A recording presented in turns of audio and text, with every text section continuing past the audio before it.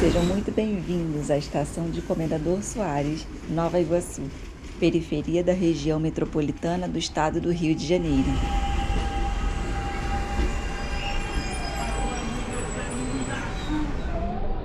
Sou moradora da periferia desde que nasci. Sou casada, mãe, formada em economia e empreendedora. Logo, esse filme é uma visão parcial de mais uma cidadã fluminense.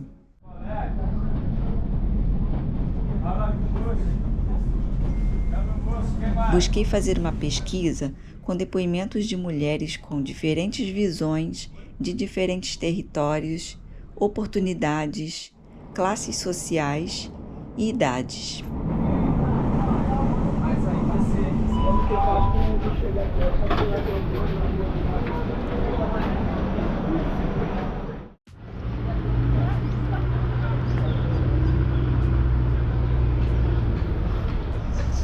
Elas emitiram suas opiniões a respeito das comemorações pelos 200 anos da independência do Brasil na ótica da independência feminina.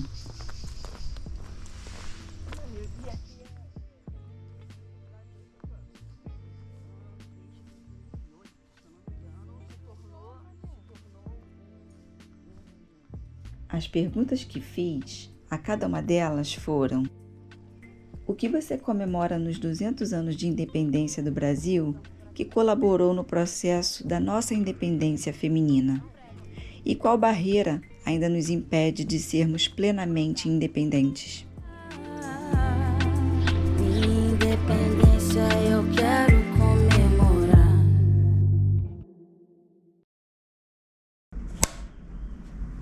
Então, vamos lá. O que você comemora nesses 200 anos de independência feminina?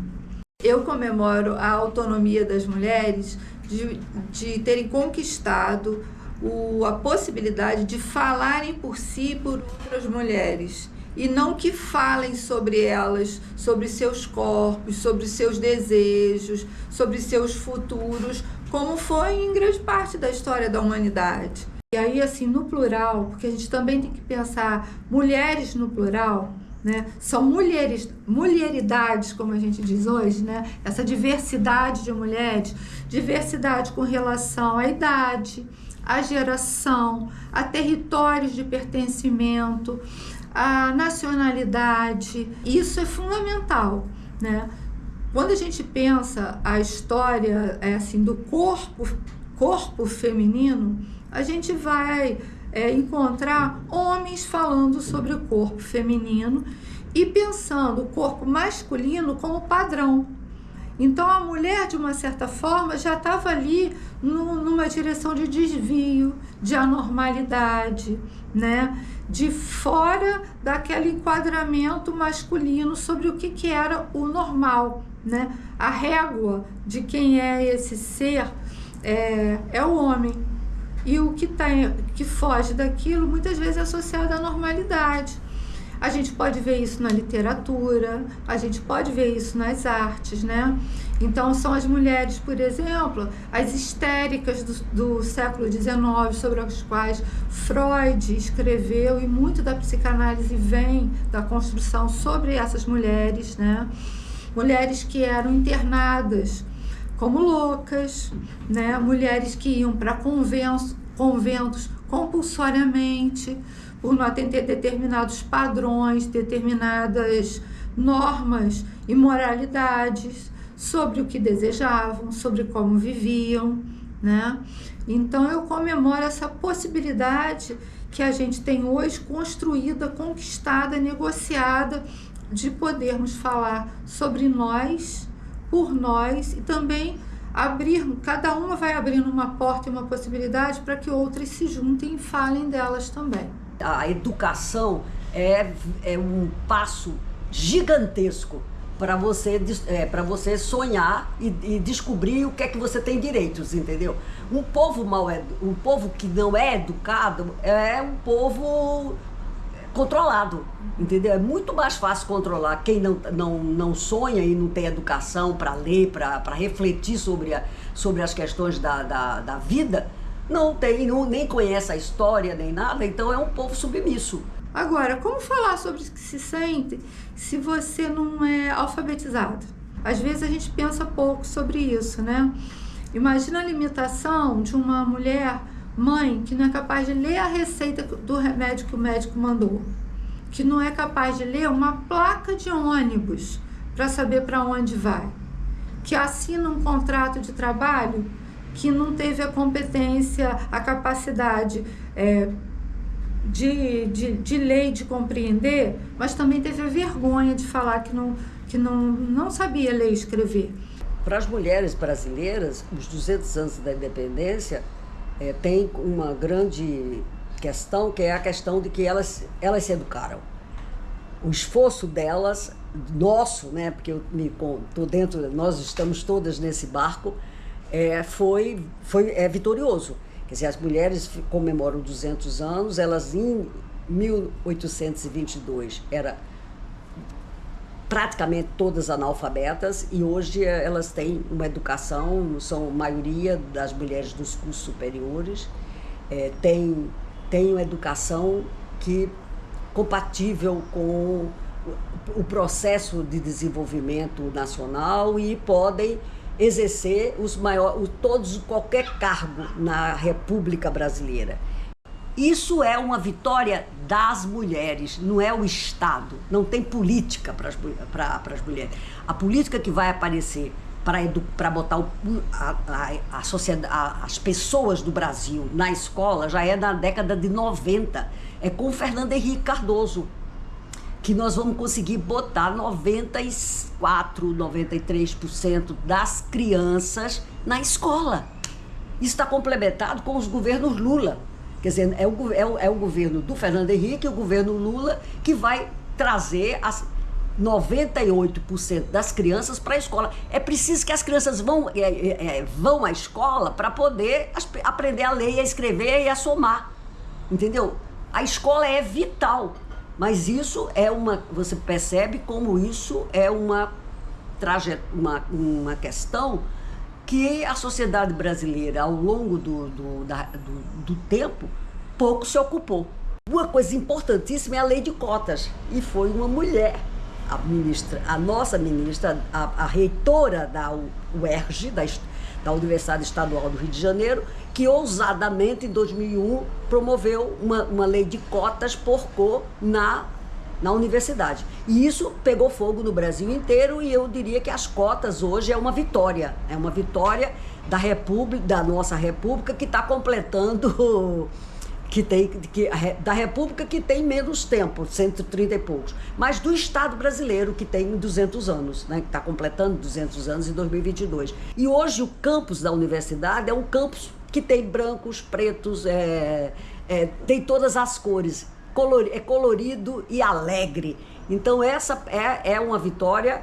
As mulheres pretas e pardas continuam tendo um número maior de diplomas superiores do que os homens.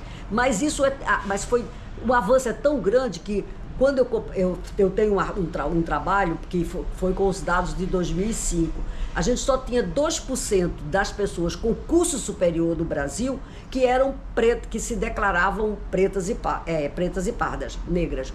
E hoje a gente tem um número muito maior, quer dizer, isso triplicou ao longo do tempo, para você ver o sucesso que foi a política de cotas e a abertura das universidades para todo mundo que quiser chegar lá. As mulheres que vieram antes proporcionaram isso pra gente.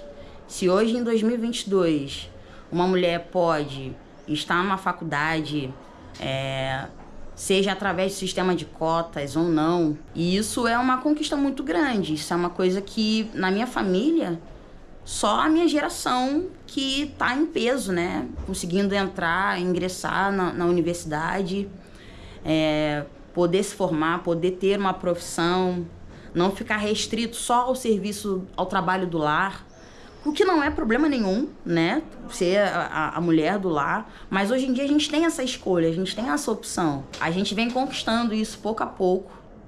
E aí na minha família hoje nós já teremos professora de matemática, psicóloga, enfermeira, graças a esse poder ser, né? Essa conquista de poder ser e poder estar em qualquer lugar. Isso é uma conquista muito grande para mim. As pioneiras, as mulheres que têm os primeiros diplomas, que se destacam no meio na ciência, na física, na química, na matemática, mesmo nas ciências sociais, quer dizer, você vai buscar, ainda tem um peso muito pesado das pessoas brancas, porque as pessoas brancas tinham maiores rendas do que a população negra. A população negra brasileira saiu veio do regime escravocrata e foi jogada na sociedade brasileira sem pagar, sem que o Estado se responsabilizasse por elas. Quer dizer, isso para mim essa é uma questão de reparação. Então, esse respaldo está vindo lentamente através de cotas, né? E a gente precisa aceitar. Isso aí não é um favor, né? É uma reparação que a sociedade está tentando fazer, caminha em passos de formiga, mas a gente tem que aceitar e dizer que eles foram errados de contar apenas uma parte da história. Eu acho que essa conscientização vem a partir da escola, da educação em si, né? Quando você tem uma política pública que te dá respaldo, de você ter um ensino médio, um ensino fundamental de qualidade, escolas públicas que deveriam ser todas de qualidade, a pessoa vai ter mais conscientização, vai ter mais autonomia, vai se sentir um ser político, né? Vai ter condições de questionar, de ir em busca desse direito, né? Por mais que exista, né, a conquista do direito de você poder ingressar numa universidade pública, federal ou estadual, existe a questão da criação de políticas públicas mais efetivas com relação à permanência desses alunos. Porque, assim, a vida é muito complicada, né? Pra gente que precisa trabalhar, estudar. E, às vezes, é um curso de tempo integral. E aí, alguns alunos têm que trancar o curso porque uma matéria é 2 horas da tarde, só que ele tem que trabalhar. Então, assim, tem essas dificuldades. Assim, acho que ainda estamos a conquistar isso. Acho que daqui pra frente isso pode acontecer. E eu acredito que vai acontecer. De que tem alguém lá dentro com um olhar para essas pessoas, né? De que entendam que não é todo mundo que tem condição de estar numa universidade em tempo integral sem precisar trabalhar, né?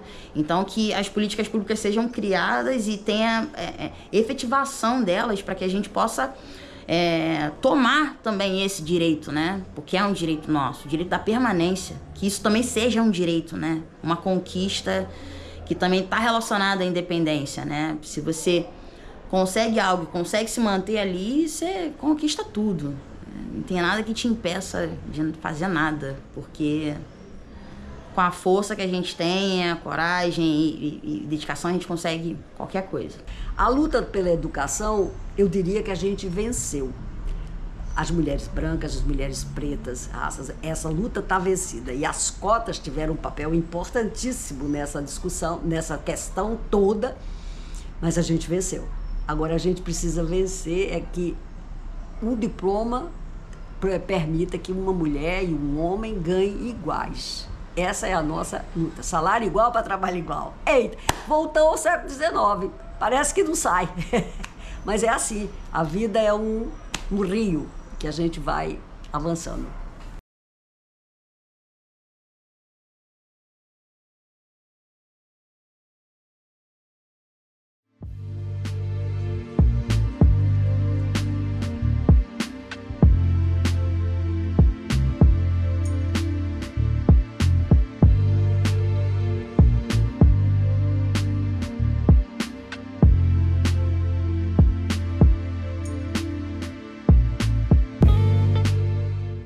hoje em dia 90% dos empregos domésticos são ocupados por mulheres.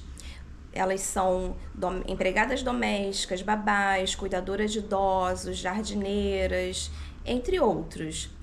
Eu comemoro a PEC das domésticas porque anteriormente elas tinham poucos direitos, pouquíssimos, quase nenhum. Isso quando os patrões cumpriam os que tinham. As domésticas eram submetidas a muitas horas de trabalho.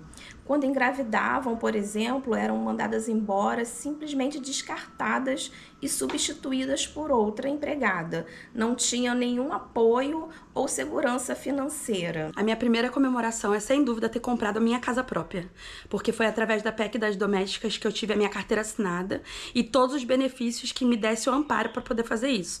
O FGTS que eu usei para dar entrada, auxílio família, auxílio maternidade, porque antes a gente não tinha esse benefício de ter a carteira assinada como doméstica. Então a compra do meu apartamento é minha maior conquista, minha maior vitória, que veio através da PEC, senão eu não conseguiria ter.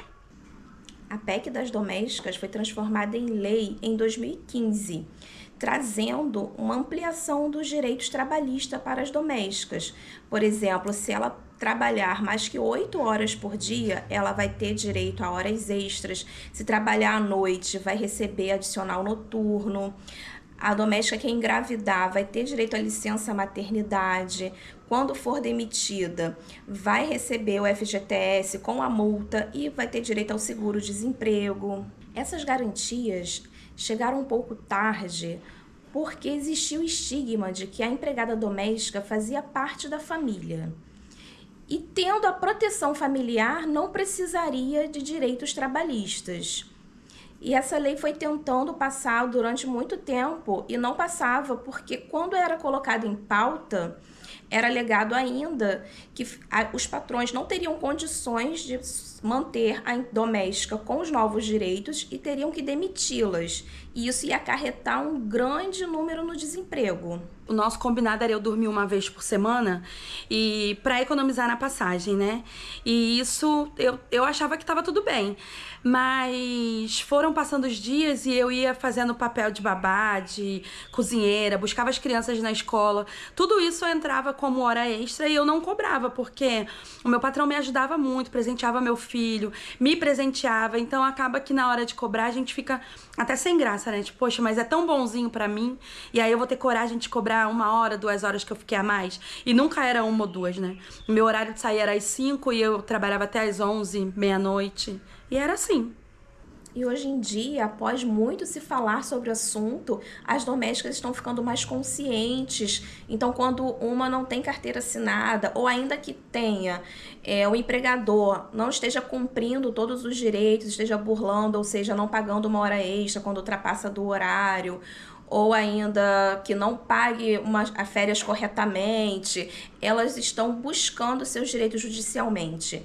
Quando saem do emprego, quando são demitidas, se não receberem todo o valor que é devido, elas não estão mais deixando isso para lá, deixando passar, se sentindo como parte da família. Era considerada como da família, não. Hoje elas sabem que ali era uma relação de trabalho e vão buscar os seus direitos judicialmente.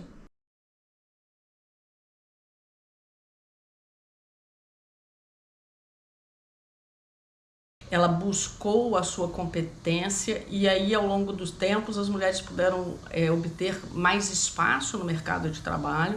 Elas hoje assumem postos importantes em instituições internacionais, em empresas, no Brasil e no mundo inteiro. Então isso eu acho que é muito uma coisa para se comemorar com muita alegria, apesar de essa participação ainda ser baixíssima, mas mesmo essa participação pequena foi conquistada pela luta das mulheres. Agora, o que a gente não tem para comemorar é que a desigualdade permanece. Apesar da luta das mulheres ter começado lá no século XVIII, por igualdade, legislação igual para as mulheres, direitos iguais para as mulheres, a gente ainda tem níveis de desigualdade altíssimos. A desigualdade aparece no mercado de trabalho em termos de rendimento e participação. As mulheres têm, em média, um rendimento 30% menor do que os homens no Brasil e a participação delas em cargos de chefia, cargos de comando é muito baixa. elas estão, no geral, nas profissões e nos setores ligados aos cuidados. Saúde, educação, todo o setor que a gente pode classificar como cuidados, a maioria das pessoas que trabalham aí são mulheres. Não por coincidência, esses setores também são os setores que têm os menores salários, os menores rendimentos no mercado de trabalho. Isso porque os cuidados sempre foram vistos como cultural, historicamente, socialmente visto como de responsabilidade das mulheres. E como um trabalho que não exige qualificação, pode ser feito por qualquer um, qualquer pessoa pode substituir a mulher nesse trabalho. Então é um trabalho visto como menor. Por conta disso, as mulheres são vistas no mercado de trabalho também como menos capazes, porque o aprendizado delas dentro de casa, no lar, na direção dos cuidados, tanto assim que você dá boneca para a menina e para o menino você dá a conquista do mundo, o carro, o foguete, a espada, que é a luta pelo espaço. Para a menina você dá o fogão, a boneca, que é o interior da casa. Então você educa a mulher para o interior e educa o homem para o mundo. E isso, a sociedade vê a mulher como alguém que é a responsável pelo cuidado em qualquer nível, seja dentro da família, seja no mercado de trabalho.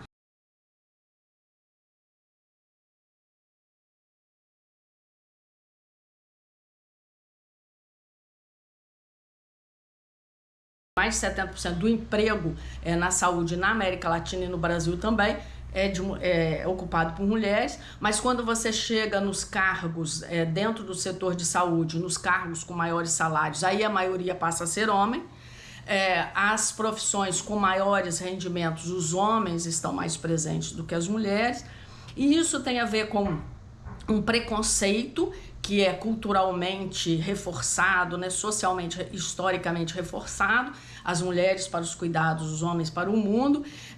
Então, esse preconceito, ele faz com que as mulheres no mercado de trabalho sejam vistas de formas diferentes, sejam vistas como menos capazes e menos confiáveis. Menos confiáveis porque elas faltam mais ao trabalho, e elas faltam mais ao trabalho porque elas são as responsáveis pelos cuidados dentro da família.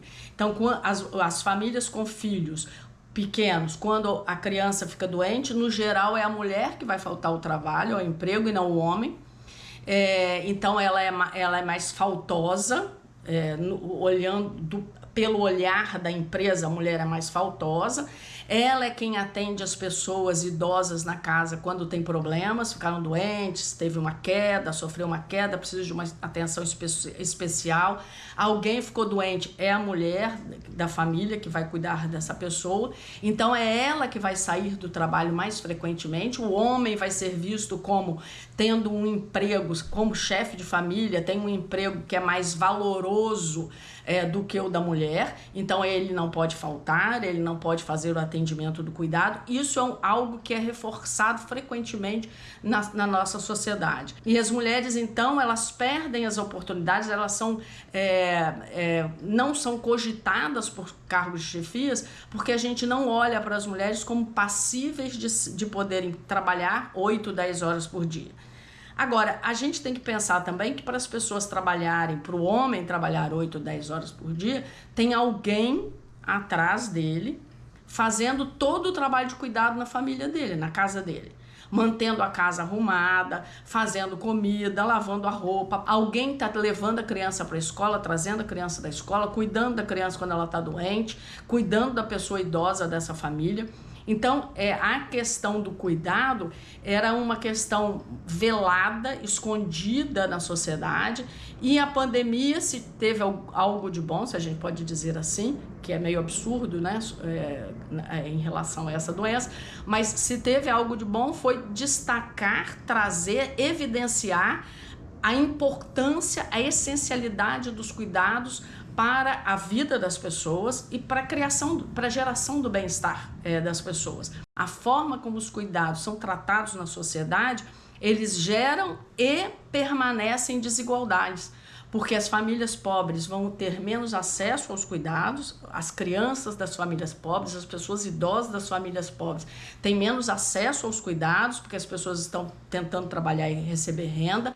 Elas não têm onde ter cuidado, porque você não tem serviço de saúde, serviço de escolas de qualidade pública ou com um preço baixo, suficiente para as famílias de menor renda pagarem.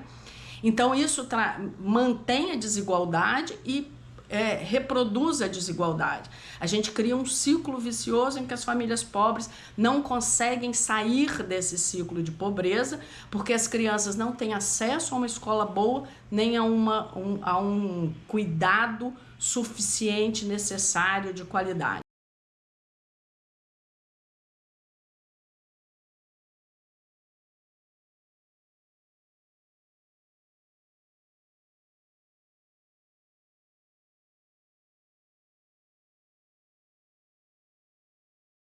E as pessoas que continuavam empregadas, muitas delas estavam trabalhando remotamente. Então o trabalho remoto veio para dentro de casa junto com todos os trabalhos de cuidado.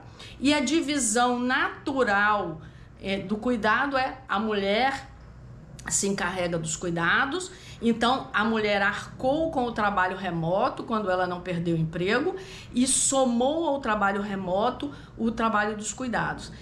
Tem várias pesquisas que mostram que as mulheres sofreram muito mais com estresse, cansaço durante a pandemia, porque elas ficaram com muito trabalho.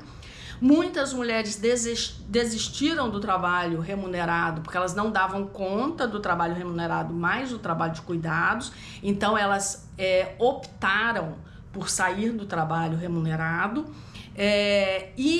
quando a gente vê a divisão desse trabalho remoto dentro de casa, muitas pesquisas mostram que os homens da casa ficavam em espaços isolados, fazendo o trabalho de forma bastante bem, sem interrupção, e as mulheres realizavam o trabalho remunerado no meio da casa, geralmente na sala de jantar, dando conta das crianças, da escola que as crianças estavam fazendo remotamente, do trabalho dela remoto, da comida, da roupa na máquina de lavar.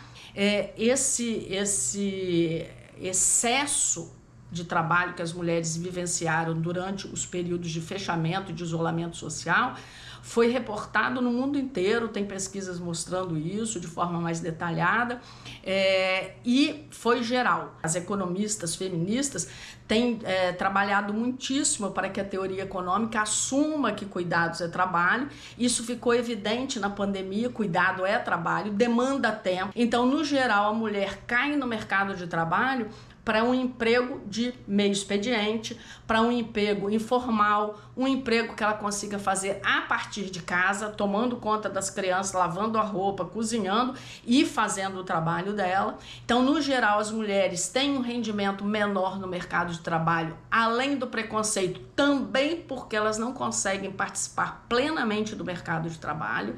Elas não têm o tempo suficiente para estar lá, e elas não têm esse tempo suficiente porque elas têm que dar conta dos cuidados. E o que seria necessário para mudar isso? Bom, a gente tem 3 esferas que eu acho que são importantes para isso mudar.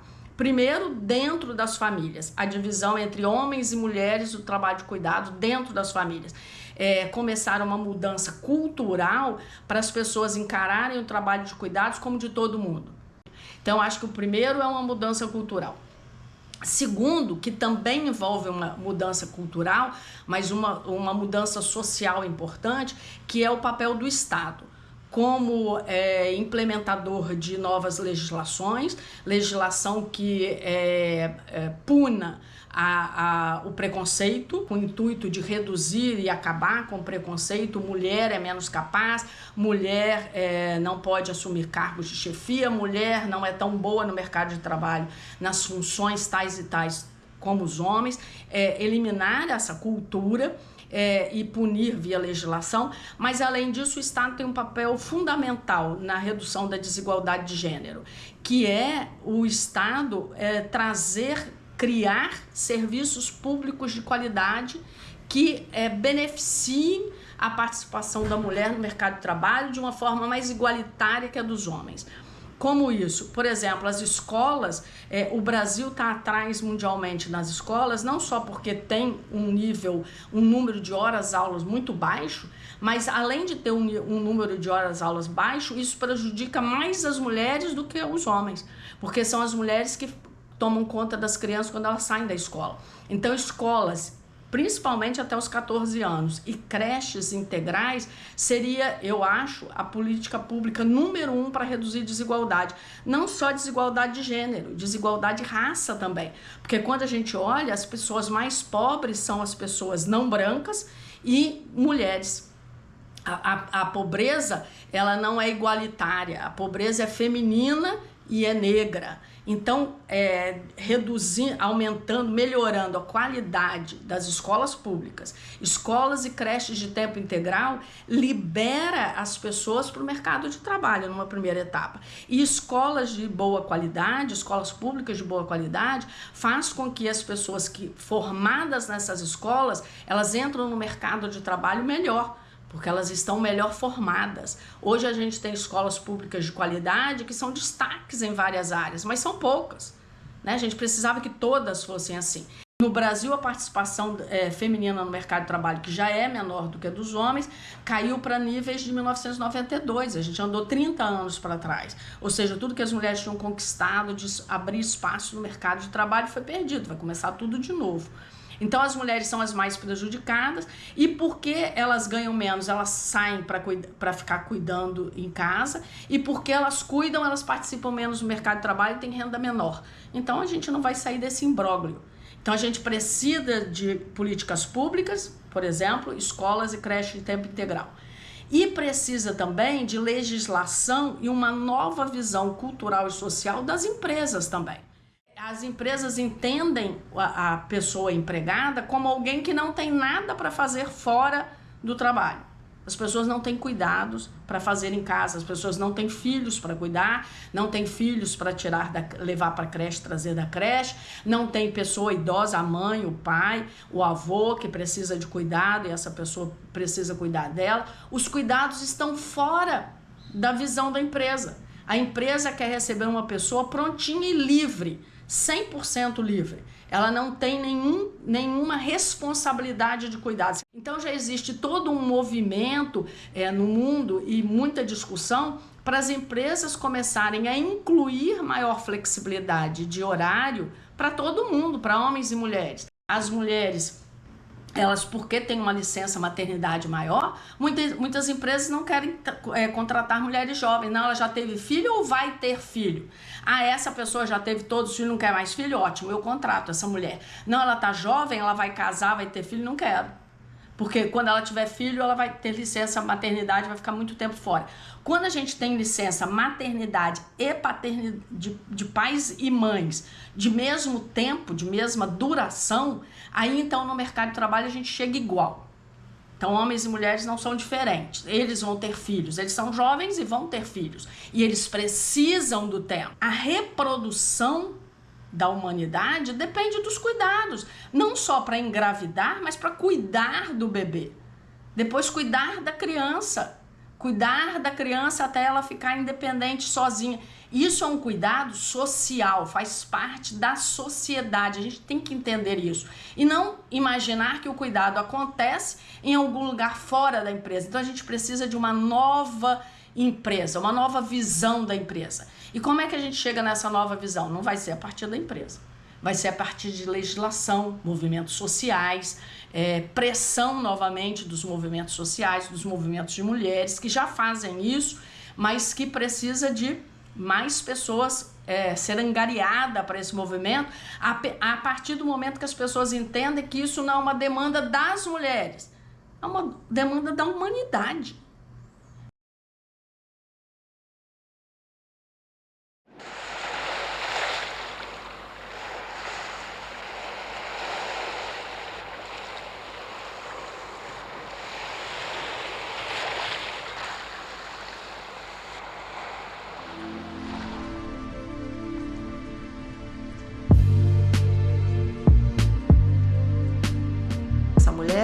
Não é um ser único, ela sempre tem a família, os filhos, os amigos em volta.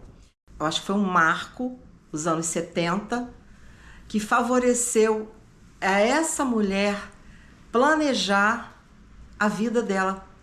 Com o advento da pílula, elas começaram a ser mais donas de si, a programarem mais a concepção, se querem ou não conceber. Elas podem amar sem necessariamente se preocupar em ter filhos.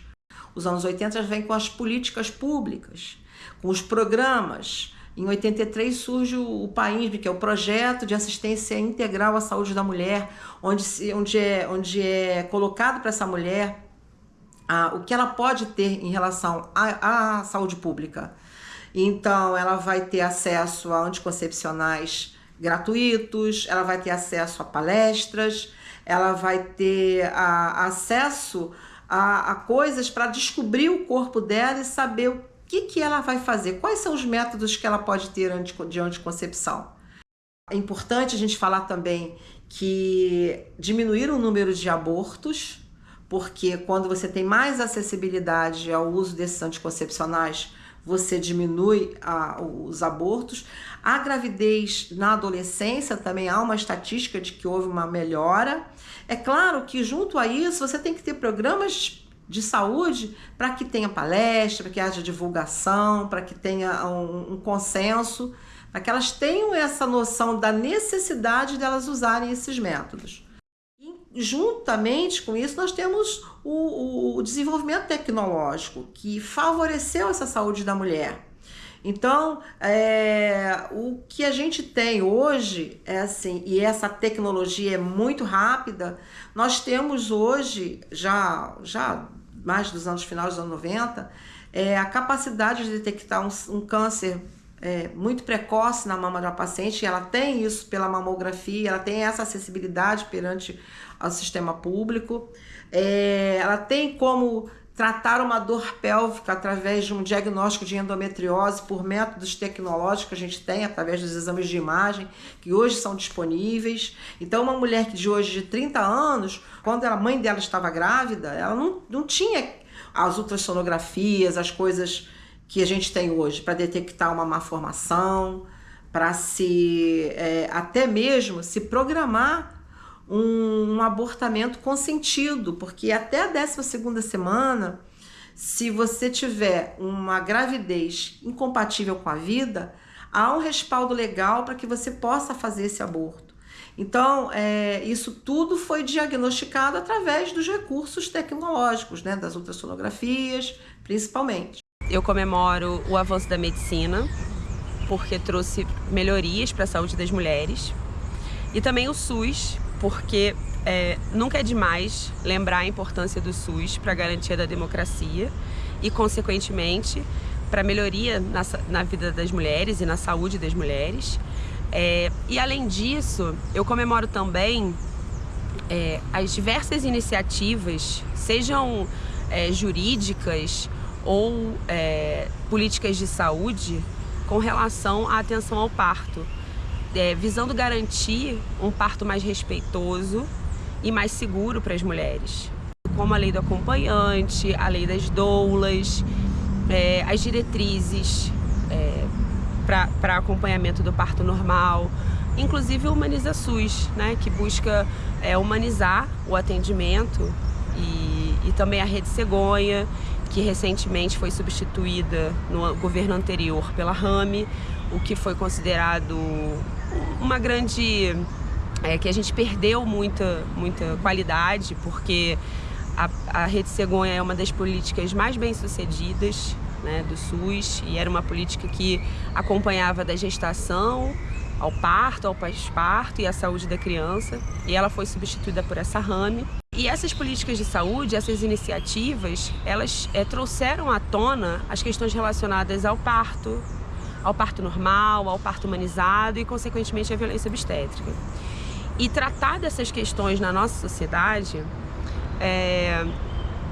faz com que as mulheres se informem mais, que busquem uma outra experiência de parto, né?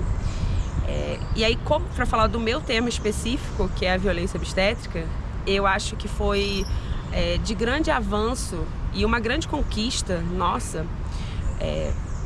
garantir que a gente consiga falar sobre violência obstétrica na nossa sociedade, né? Então, as mulheres, as usuárias dos serviços, os profissionais de saúde, isso fazer parte das políticas de saúde e etc.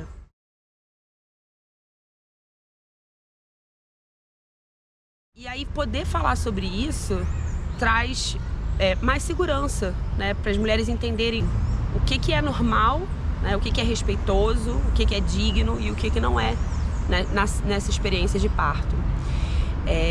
E apesar do governo anterior ter tentado, ter dito que não reconhecia a violência obstétrica em 2019, dizendo que o governo não usaria o termo, nenhum documento do governo usaria esse termo, justificando que era um termo que não agregava valor e que ainda causava uma desconfiança na relação entre o médico e o paciente. A gente, apesar dessa tentativa, né, de deslegitimar a causa, eles não conseguiram, e a gente continua falando muito sobre violência obstétrica. E isso é fundamental, né, para o desenvolvimento das próximas políticas de saúde, que buscam cada vez mais respeitar a autonomia da mulher, respeitar a experiência de parto, proporcionar uma experiência de parto mais positiva do que ela era antigamente, desvinculando esse lugar de tanta dor, de tanto sofrimento, para um lugar de mais acolhimento, de mais satisfação, de uma experiência mais positiva.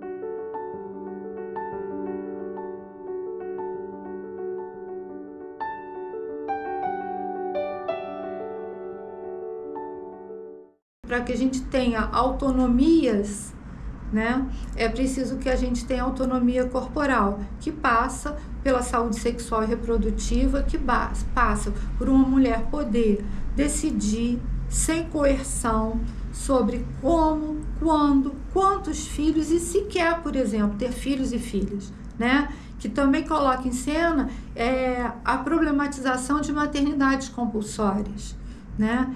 Isso passa por muitos lugares, eu acho que tem muita discussão para muita coisa, mas eu acho que esse é um desafio, pensar o que nos une mulheres diferentes, em coletivos diferentes, espaços diferentes, com pautas diferentes, numa agenda que eu acredito que é comum, que busca a emancipação, a manutenção e o avanço dos direitos conquistados e a vigilância pelo não retrocesso dos direitos, principalmente sexuais e reprodutivos.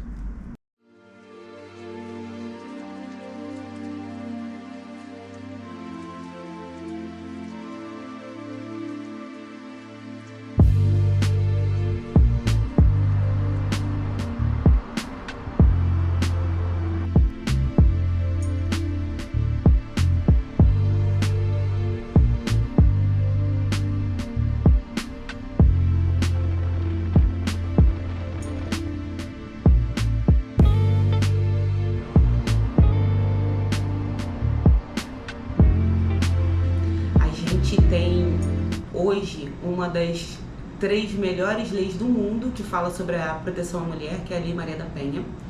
E ela deve ser comemorada, ela deve ser celebrada, porque junto da Lei Maria da Penha veio uma construção feminina gigantesca. Como era o Brasil antes da Lei Maria da Penha, né? Eu vou trazer a história da Maria da Penha mesmo para a gente elucidar como era o Brasil como sociedade nesse período. A Maria da Penha, ela era farmacêutica, bioquímica. É importante pontuar esse aspecto porque ainda tem muito estigma de que mulher que sofre violência são mulheres com menor grau de instrução ou numa condição social mais baixa, né? E na verdade isso é de fato um estigma. As mulheres, elas eram desprotegidas em várias esferas, em várias classes sociais, né?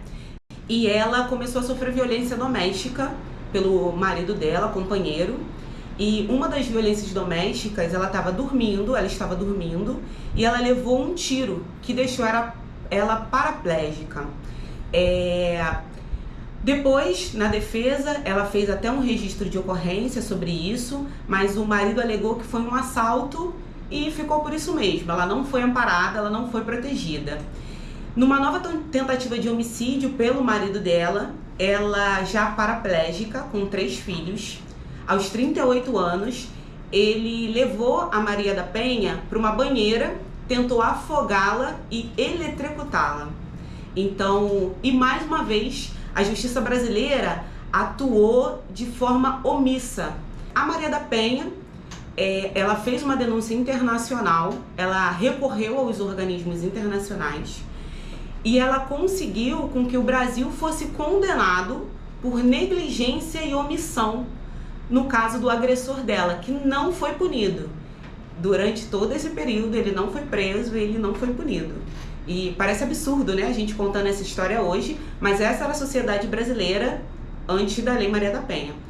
Com essa punição, o organismo internacional sugeriu ao Brasil que criasse uma lei que tratasse a violência doméstica como uma violação de direitos humanos.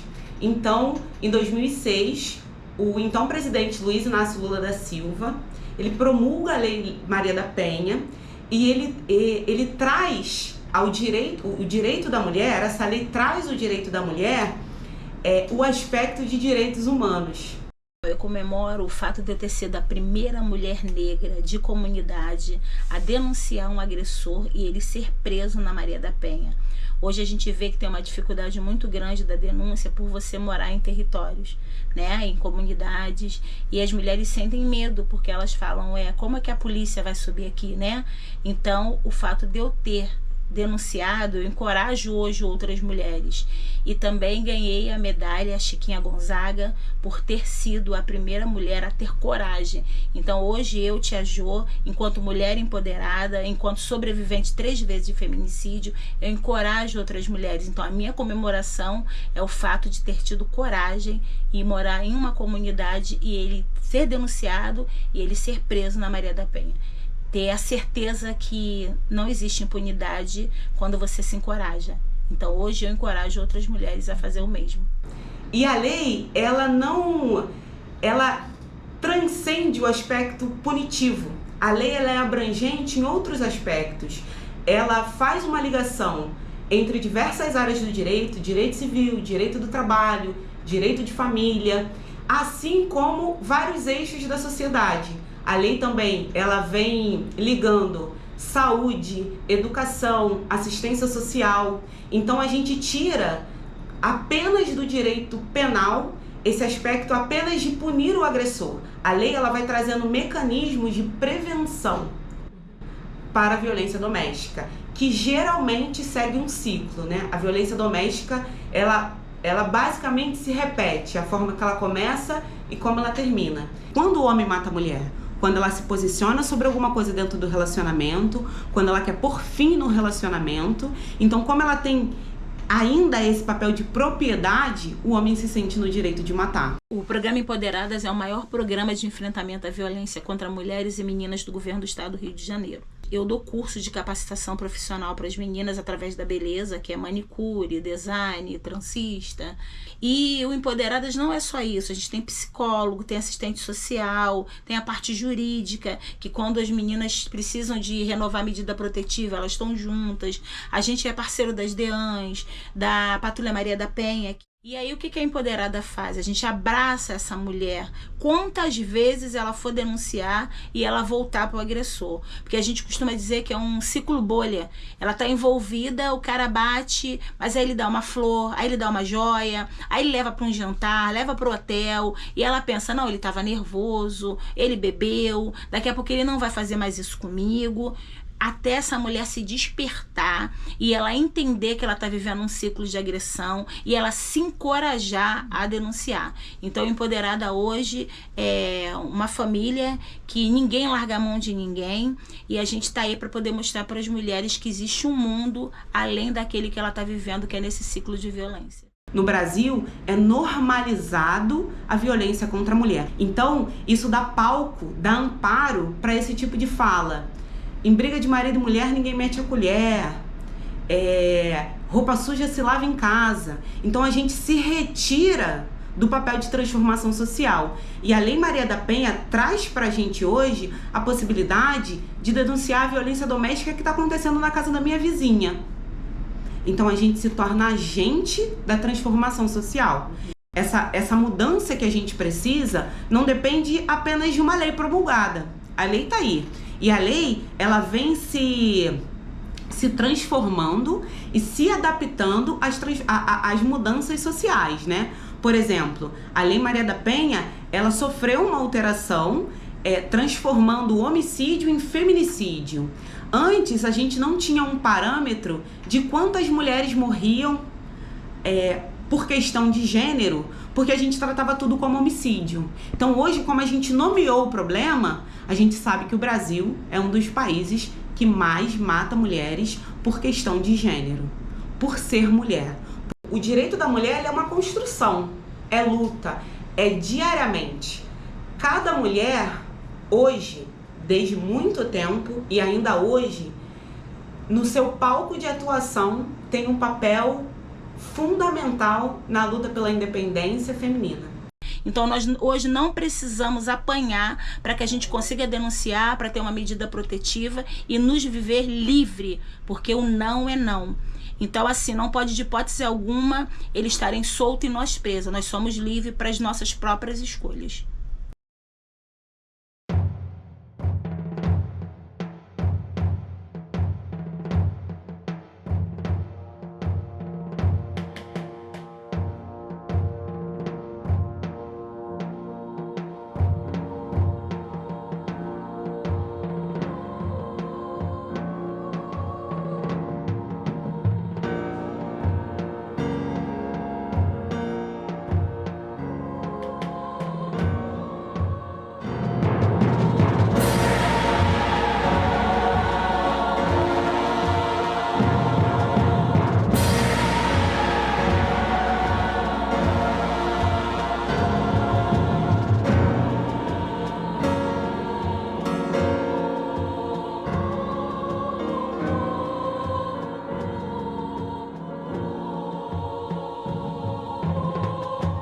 Com a República, elas sonharam que podiam votar, porque a República é um regime democrático. As pessoas são chamadas a decidirem quem é que elas querem que dirija o país, a sua terra, por algum tempo. Em 133 anos de República, você só teve uma presidenta mulher eleita. A primeira ministra nomeada no Brasil foi pelo governo Figueiredo, em 1978, a ministra da Educação.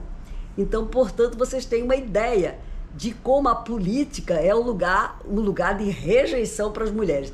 Esse eu acho que é o desafio do século XXI. Eu comemoro o olhar que as mulheres passaram a ter uma pelas outras, sabe? O exercer a empatia, ao se colocar no lugar da outra mulher, ao exercitar a sororidade, a não falar só sobre a sororidade, mas exercitar isso no cotidiano. Pensar que hoje uma mulher olha, às vezes, não sempre, infelizmente, mas existe hoje uma predisposição das mulheres em se colocar no lugar da outra, em perceber o quanto as nossas lutas, embora nós estejamos em lugares sociais diferentes, mas as nossas lutas por espaços, elas são as mesmas, seja na política, seja na educação, seja por espaços, por condições melhores no local de trabalho, seja por direitos.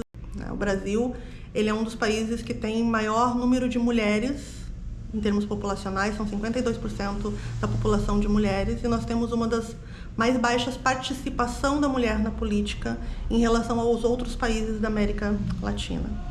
No último ano, na última eleição, em 2022, o Brasil elegeu apenas 17% do quadro de deputadas mulheres. Por quê? Se nós somos a maioria da população, por que nós temos tão pouco espaço na política?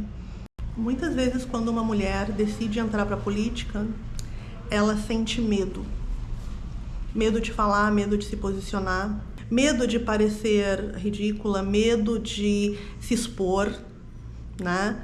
Porque a mulher tem que cuidar desde a roupa que ela coloca para o espaço que ela está, até mesmo o tipo de violência que ela pode acionar no outro.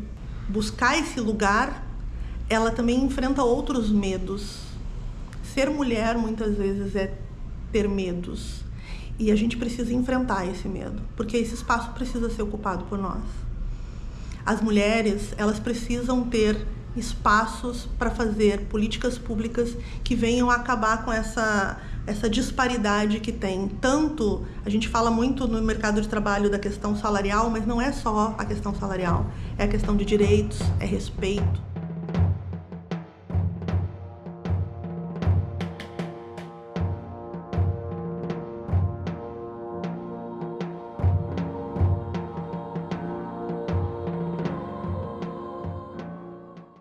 Eu comemoro a coesão feminina de união e força que teve na Constituinte de 88, com o único objetivo que elas tinham, o reconhecimento dos direitos das mulheres. A partir desse movimento, que inicialmente ganhou o apelido até pelos parlamentares homens de lobby do batom, e depois ficou difundido e divulgado, reconhecido com esse nome, até as mulheres se apropriaram desse nome mesmo, foi um movimento que as mulheres mostraram sua força, sua união, para poder garantir direitos na Constituição Federal de 88 que antes nós não tínhamos.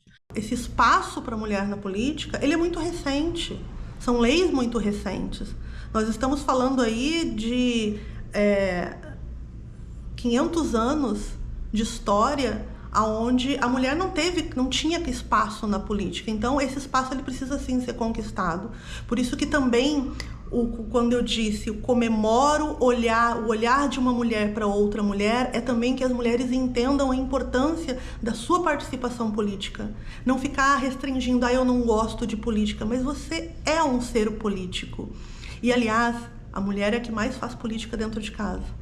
Se você tem uma reunião de pais, você vai na reunião de pais, participa, você olha, meu filho é assim, ele tem essas condições, entendeu? Minha história de vida é essa, o que eu posso colaborar para a escola, entendeu? Então, você pode fazer a sua política, a sua conscientização de que você pode alcançar o que quiser na sociedade a partir do que você tem em mãos, entendeu? E aí sim a sociedade vai ver a nossa busca, a nossa luta e vai cada vez mais nos dá condições de a gente ter essas políticas públicas reais, né? Que nos dão condições da gente estar cada vez mais exercendo outros lugares na sociedade, né? Lugares melhores, né? Não à margem, né?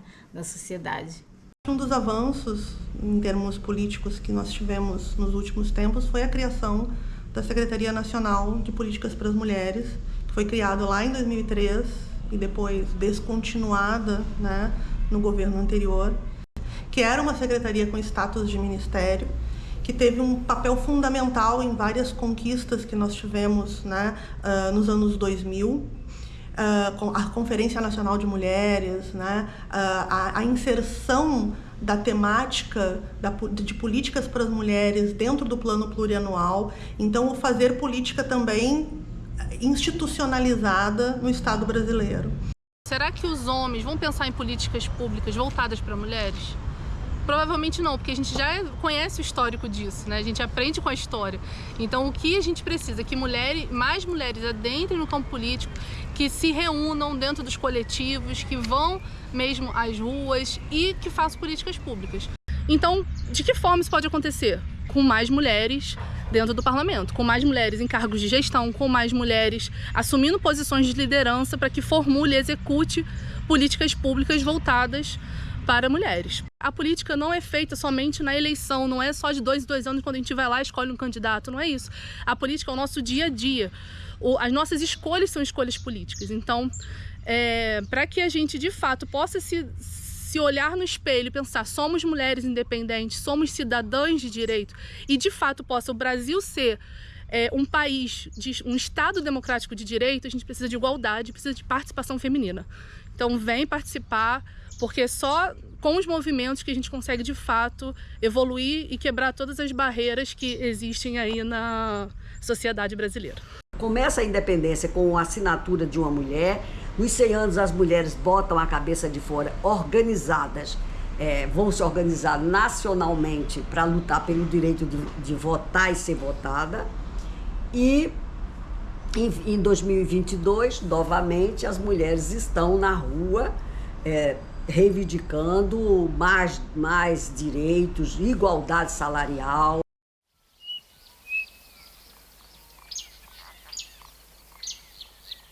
A nossa independência tem que ser igual a de um passarinho. O passarinho pode ir onde quiser, pode fazer o barulho que quiser e pode falar com quem quiser. Mas uma hora alguém vai querer prender esse passarinho, mas muitos não serão presos, pois vão lutar. Moral da história, seja livre enquanto há tempo. Eu acredito pessoalmente que a sociedade hoje anseia pelo protagonismo feminino.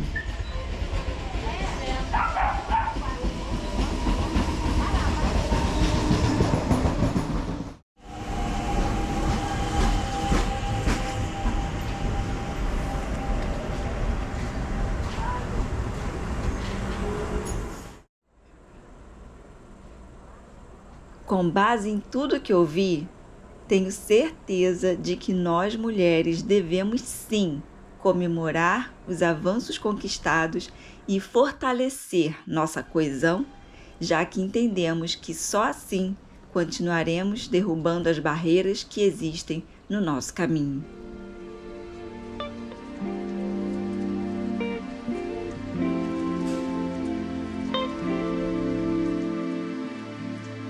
Só não sou o que querem que eu seja. Sou muito mais do que você vê. Faço muito acontecer. Sonho, brindo e realizo tudo por competência. Isso faz parte da minha essência. Me consolo, fico solo e reconstruo. Sou livre, capaz de estar aonde quiser. Desconstruo paradigmas, faço o papel que eu quiser. Sou menina, sou mulher, sou forte, sou minha, sou como água. Derrubo barreiras e chego lá. Minha independência eu quero comemorar. Sou forte, sou minha, sou como água. Derrubo barreiras, eu chego lá.